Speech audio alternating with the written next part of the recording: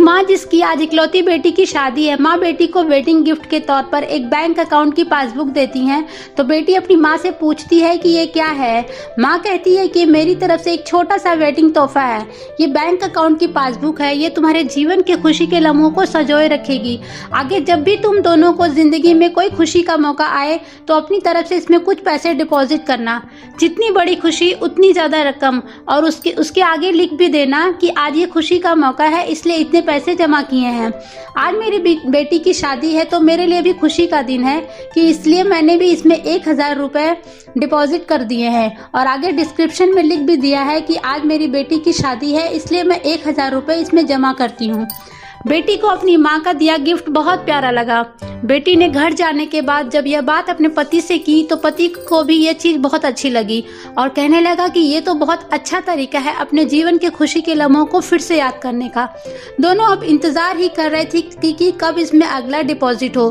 दोनों नए नए बहाने ढूंढते थे पैसा जमा करने की, कि कभी आज हम बाहर खाना खाने इसलिए 300 रुपये, आज पहली बार शॉपिंग करने के लिए इसलिए 500 रुपये, आज हस्बैंड का जन्मदिन है 800 रुपये, आज वाइफ का जन्मदिन है इसलिए 800 रुपये। ऐसे करते करते उसमें एंट्रीज भी बढ़ती गई और अमाउंट भी, और उसमें काफ़ी पैसे इकट्ठा हो गए थे। शादी को कई साल बीत जाने के बाद दोनों में कुछ दूरियां बढ़ने लगी। दोनों में छोटी मोटी नोक झोंक होनी शुरू हो गई थी। फिर कुछ दिनों के बाद झगड़े होने लगे। दोनों ने बात करना छोड़ दिया और एक दूसरे से खुश नहीं रहते थे। माँ को अपनी बेटी से मुलाकात किए हुए काफ़ी दिन हो चुके थे। तो एक दिन माँ अपनी बेटी से मिलने के लिए बेटी के घर गई। तो बेटी कहने लगी कि माँ, मैं अब और इस शादी में आगे अपना जीवन नहीं गुजार सकती। पता नहीं मैंने इतने दिन इसके साथ कैसे गुजार लिए। अब मैं इस आदमी से डिवोर्स चाहती हूँ। उधर पति भी कहने लगा कि मैं भी परेशान हो गया हूँ इसके साथ रहकर, मैं न जीना नहीं चाहता तुम्हारे साथ, मुझे भी डिवोर्स चाहिए। माँ ने कहा ठीक है, तुम दोनों अलग हो जाना, लेकिन याद है मैंने तुम्हारी शादी के दिन तोहफे में एक पासबुक दी थी। बेटी पासबुक निकाल कर लाई तो उसमें देखा कि उसमें बहुत पैसे जमा हैं। माँ ने कहा जब शादी इतनी बुरी थी तो पहले अपनी शादी से जुड़ी कोई भी याद भी अपने पास नहीं रखनी चाहिए। पहले इसमें जमा रकम को खर्च करना होगा, फिर तुम डिवोर्स ले सकते हो। दोनों ने कहा ठीक है। अगले ही दिन बेटी पासबुक लेकर बैंक जाती है पैसे निकालने के लिए। बैंक में पैसे निकालने वालों की लाइन लगी थी तो बेटी भी लाइन में खड़ी हो गई। अब खड़े हुए काफ़ी देर हो गई थी। बेटी ने खड़े खड़े ही पासबुक खोली और देखने लगी कि इसमें कब कब पैसा जमा किए थे। और बेटी देखते ही देखते उसे पता ही नहीं चला कि कब उसकी आंखें भर आई, अपने बीती लम्हों को याद करके जो उसने अपने पति के साथ बिताए थे, जिसे वो आज डिवोर्स देने चली थी।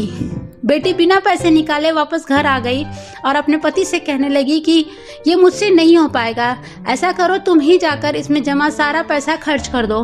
पति ने कहा ठीक है, और पति बैंक गया, लाइन में खड़ा हो गया। उसकी नज़र भी पासबुक पर पड़ी और उन सारे खुशी के लम्हों पर पड़ी जो उसने अपने उसी पत्नी के साथ बिताए थे जिसे वो आज तलाक देना चाहता है। अपने जीवन के सबसे हसीन लम्हों को याद करके पति की भी आंखें भर आई और वो भी लाइन से निकल गया। पति घर आया और पासबुक अपनी पत्नी के हाथ में दी तो पत्नी पासबुक में देखती है कि उसमें आज ही के दिन 5000 रुपये जमा हुए हैं और उसके आगे लिखा है कि आज खुशी का दिन है, कि मुझे एहसास हो चुका है कि वो उसे छोड़ने जा रहा था जिसे वो सबसे ज़्यादा प्यार करता है। मैंने फैसला कर लिया है कि अब बाकी की सारी ज़िंदगी उसी के साथ बिताना चाहता हूँ। यही देखकर दोनों की आंखें भर और आई और गले लगाकर दोनों खूब रोए और प्रॉमिस किया कि अब वो कभी नहीं लड़ेंगे। ये कहानी उन सभी के लिए है जिनके रिश्ते के बीच में दूरियां आ गई हैं और वो पहले आपस में बहुत प्यार करते थे, लेकिन अब वो एक दूसरे के साथ रहना पसंद नहीं करते। अगर आपके रिश्ते में भी थोड़ी बहुत दरारें आ गई हैं तो उन दरारों को भरने के लिए उन खुशी के लम्हों को याद करिए जो आपने एक दूसरे के साथ बिताए हैं। ये खुशी के पल आप दोनों में नई फीलिंग्स भर देंगे और आप दोनों के रिश्ते में नई जान आ जाएगी।